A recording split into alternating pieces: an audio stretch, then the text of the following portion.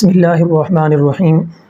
آج کا ہمارا ٹاپک ہوگا سفر کے مہینے کے متعلق کہ اس مہینے کے متعلق ہمارے ذہنوں کے اندر چند باتیں ڈالی گئی ہیں کہ یہ نحوست والا مہینہ ہے۔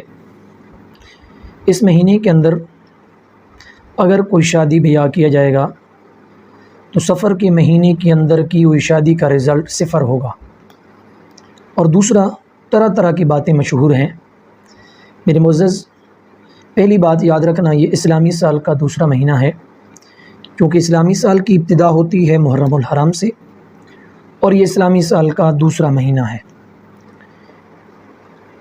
تو ہم اگر قرآن و سنت کی طرف نظر دوڑائیں تو ہمیں آج کے دور کے اندر جو مشہور باتیں ملتی ہیں یہ قرآن و سنت میں ہمیں نہیں ملتی، کیونکہ سفر کے مہینے کے آخر میں رسول اللہ صلی اللہ علیہ وسلم نے ہجرت کا آغاز کیا، ہجرت کا سفر کیا، اور یہ اسلام کے لیے اور مسلمانوں کے لیے کتنا بہتر ثابت ہوا اس کے متعلق آپ علم رکھتے ہیں۔ اور دوسرا، آپ صلی اللہ علیہ وسلم نے حضرت اسامہ رضی اللہ تعالیٰ عنہ ان کو روانہ ہونے کا حکم دیا غزوے کے لیے، تو وہ بھی سفر کا مہینہ تھا۔ اور اگر آپ تاریخ کا مطالعہ کریں تو صلاح الدین ایوبی رحمۃ اللہ تعالی علیہ کو ان کو بہت ساری فتوحات حاصل ہوئیں، وہ بھی سفر کے مہینے میں اکثر۔ تو بات کرنے کا مقصد یہ ہے کہ یہ جو ہم نے اپنی طرف سے بات پھیلائی ہوئی ہے کہ یہ نحوست والا مہینہ ہے، یہ بات بالکل غلط ہے، کیونکہ آپ صلی اللہ علیہ وسلم نے ہجرت بھی کی ہے، حضرت اسامہ کے لشکر کو روانہ کرنے کا حکم بھی دیا ہے۔ یہ ساری وہ باتیں ہیں جو اعتماد اللہ کی بہت بڑی دلیل ہیں۔ نمبر 2، ہمیں ہر حال میں اللہ تبارک و تعالیٰ کے اوپر بھروسہ کرنا چاہیے، توکل کرنا چاہیے۔ دوسرا، اگر اللہ کی طرف سے کوئی آزمائش آتی ہے، امتحان آتا ہے، تو وہ ہمارے لیے یا ہمارے گناہوں کے جھڑنے کا سبب ہوتا ہے یا ہمارے لیے درجات کی بلندی کا سبب ہوتا ہے۔ اور قرآن کریم کے اندر بھی اگر انسان غور کرے تو وہاں پر بھی ہمیں یہی بات ملتی ہے، وَمَا أَصَابَكُم مِّن مُّصِیبَةٍ فَبِمَا كَسَبَتْ أَيْدِيكُمْ۔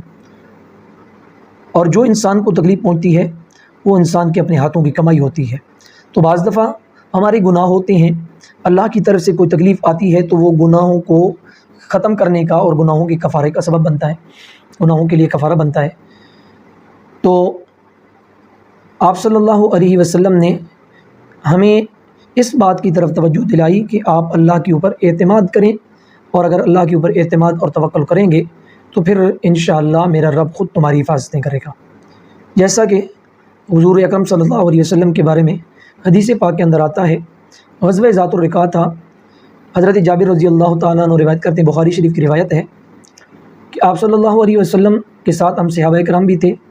راستے میں ہم نے دن کے وقت آرام کیا، اور وہاں پر سائے کے لیے ہم نے طرح طرح کے درخت ڈھونڈ لیے، کوئی کون سے درخت کے نیچے آرام کر رہا ہے، کوئی کون سے درخت کے نیچے آرام کر رہا ہے۔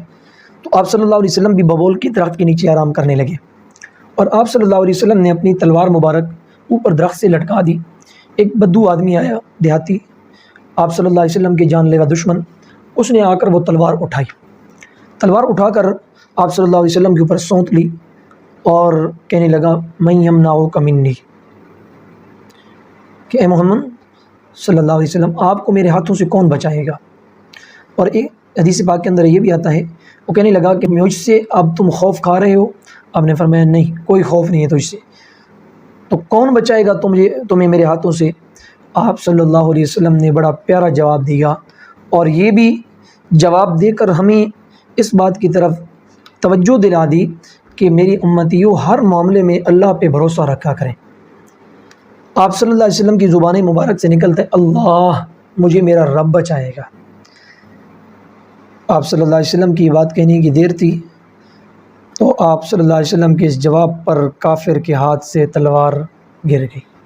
آپ صلی اللہ علیہ وسلم نے اٹھا لی، آپ نے فرمایا، من یمنعک منی، اب تو بتا میرے ہاتھوں سے تجھے کون بچائے گا؟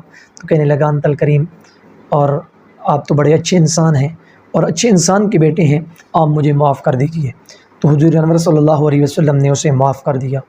اس میں دو چیزیں ہمیں ملتی ہیں، ایک اللہ تبارک و تعالیٰ کے اوپر توکل اور بھروسہ اعتماد کرنا چاہیے۔ نمبر 2، اگر کوئی آپ سے معافی مانگے تو اسے معاف بھی کر دینا چاہیے۔ دعا ہے پروردگار عالم سے کہ جو کچھ کہا اللہ اس کے اوپر عمل کرنے کی توفیق نصیب فرمائے، اور جو ہمارے علاقوں میں اور ہمارے معاشرے میں باتیں مشہور ہیں کہ یہ نحوست والے مہینے ہیں اور ان کے اندر نقصان ہوتے ہیں، اللہ تبارک و تعالیٰ یہ توہمات ہمارے ذہنوں سے ختم کرے اور قرآن و سنت کا نور ہمارے ذہنوں میں داخل فرمائے۔